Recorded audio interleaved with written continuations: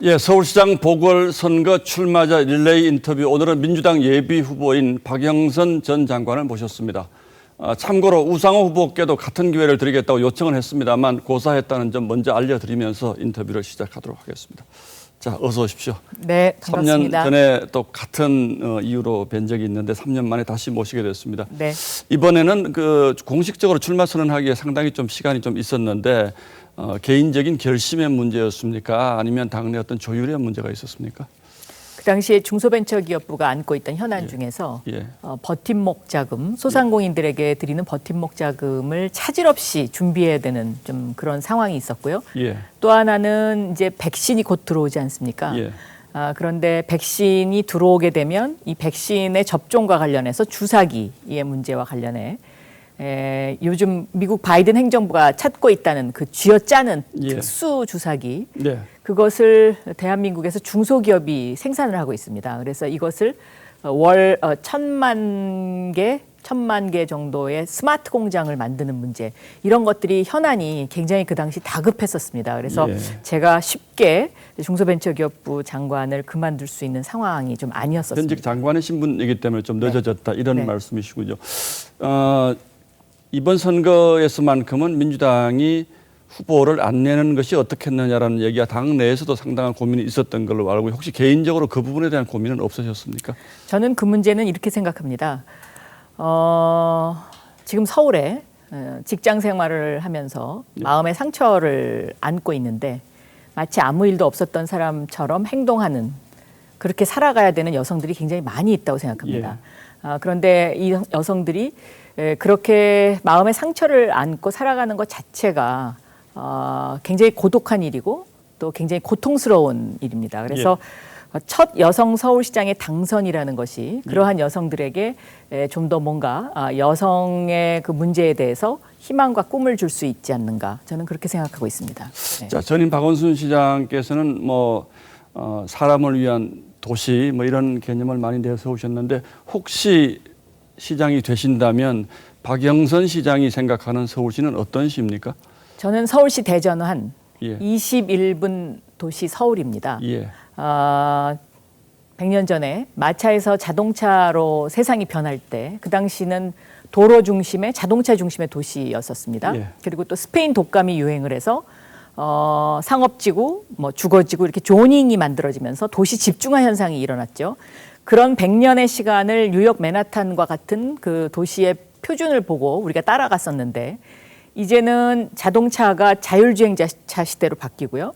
그리고 코로나19라는 이 또 대유행병이 번지면서 그런 도시 집중화 현상이 일어나서는 안 되는 그린 다핵화 도시로 바뀌어야 됩니다. 그래서 21분 안에 내 삶의 모든 것을 해결할 수 있는 그러한 서울을 만들려다 보니까 21개의 그 다핵 서클을 만들 수 있게 됐겠고요. 기존 행정구역과는 다른 겁니다. 다른 개념입니다. 왜 다른 개념이냐면요.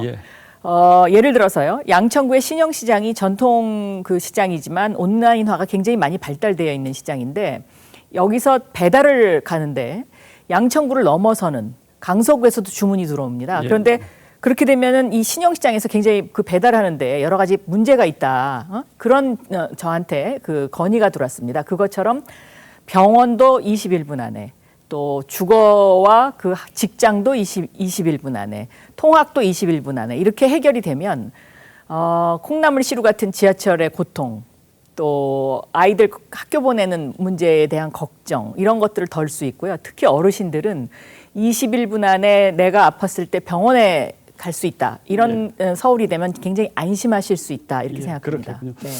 이제 부동산 문제에 관심들이 많으신데 지금 정부가 생각하는 부동산 문제의 큰 줄기는 어쨌든 공공재개발, 공공재건축에 있는 것 같은데, 얼마 전 말씀하신 걸 보면 민간 재건축 이거 존중하시겠다, 민간 재개발도 충분히 반영하겠다 이런 말씀하셨는데, 조금 마찰이 있을 수 있지 않겠습니까? 저는 할 건 해야 된다고 생각합니다. 그래서 민간 재개발, 재건축을 존중하면서요. 다만 거기에 커뮤니티, 공동 커뮤니티의 개념이 좀 들어갈 필요가 있겠다. 예를 들면 제가 구로에 국회의원을 할 때요, 아파트 주변에 그 기적의 도서관을 만들어 드렸는데요. 그 기적의 도서관을 만들고 나니까 아파트의 가치가 2배 이상 올랐습니다. 그리고 그 도서관을 활용하는 아파트 주민들의 어떤 그 활용 그 예. 평균 인원수가 뭐 일주일에 그 일당 600명에서 주말에는 1000명까지 이렇게 늘어나는 그런 것이기 때문에 저는 이런 어떤 민간 재개발 재건축도 단순하게 아파트만 지어서는 지속 가능하지 않다고 생각합니다. 네. 자, 좀 뭐 예민한 질문이긴 합니다만 과거에 문재인 대통령과는 좀 불편한 관계가 있었다 이런 얘기들을 들었습니다. 실제로 어떻습니까? 저는 이제 2012년 예. 대선 때 그리고 2017년 대선 때 문재인 대통령을 같이 선거 때 처음부터 끝까지 모시고 다녔던 수행을 담당했던 사람인데요. 그 과정에서 뭐 2012년 대선이 끝나고 나서 제 의견이 잘 반영되지 않아서 제가 좀 섭섭함을 느꼈던 그런 시절은 있었습니다. 그러나 지금 나와 있는 후보 중에서 문재인 대통령을 보필해서 국정을 책임졌던 유일한 국무위원의 행정 경험이 있는 그런 사람입니다. 네. 알겠습니다. 우상호 이제 후보와는 단일화를 하실 테고요. 또 이제 그 민주당 외에 다른 여권 후보들이 또 있지 않습니까? 네. 최종적으로 여권 정의당은 후보를 안 내겠다고 지금 한 상태고요. 여권 후보 단일화, 전체 후보 단일화 노력을 하시는 겁니까? 어떻습니까? 네, 저는 거기에 찬성합니다.